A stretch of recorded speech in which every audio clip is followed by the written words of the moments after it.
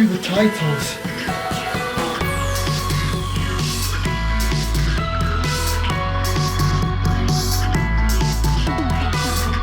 I'm going to say now I've been dreading this review.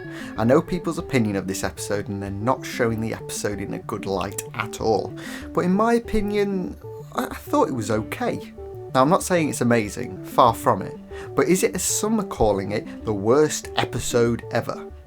Well, not really. I feel some of the negatives are the fault of its placing, both structurally and tonally. This episode is a blockade between us and the series finale, and there's been a good few times these episodes have suffered.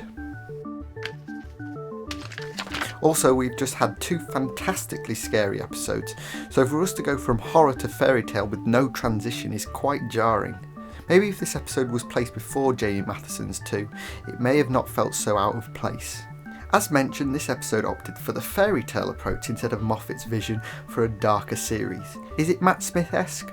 Well, I could definitely picture it fitting into Series 5. The fairy tale theme runs strongly through that series. But after Series 5, the fairy tale aspects fizzle out and turn into the styles that we get in Series 6 and 7. So for me to see the theme that we hadn't seen since 2010, it was rather nicely nostalgic for me.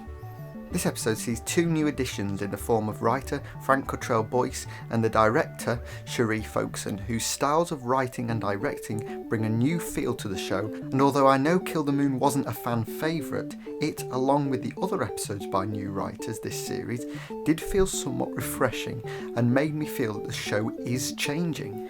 The acting was pretty standard this episode. Peter and Jenna are fantastic as ever, and although I loved the scene where she saves the Doctor, I was hoping it would make a bigger impact afterwards. Also, we have a menagerie of child actors, some more irritating than others, though luckily this episode is centred around the least annoying child actor since the boy in A Christmas Carol, as she fits perfectly into the fairy tale feel with her timid character that grows as the episode progresses. So what was this episode? An out-of-place mess or an experimental episode? Something different to see our new Doctor deal with? Yes, it may have not worked for the majority of people, but it's unique and a style that I don't think we'll see again for a very long time. So I reckon you should perhaps look at this episode again as an experiment in a series that's all about trying new things. Like how Series 5 was for Smith, this series is trying out a variety of styles and tones to see what fits. So please, be kind, rewind. Next week is Billy's turn as the finale begins. Can Moffat make a good Cyberman story? Will we get all the answers? Of course we won't, we'll get more questions. But let's see, eh? Praise one scene in particular, which is quite possibly the best scene I've seen in Doctor Who ever, the one that elicited this reaction from me, and one that made me Google best Doctor Who scenes just to check and see if there's ever been anything as incredible as this happen in the show, just because my memory doesn't work very well.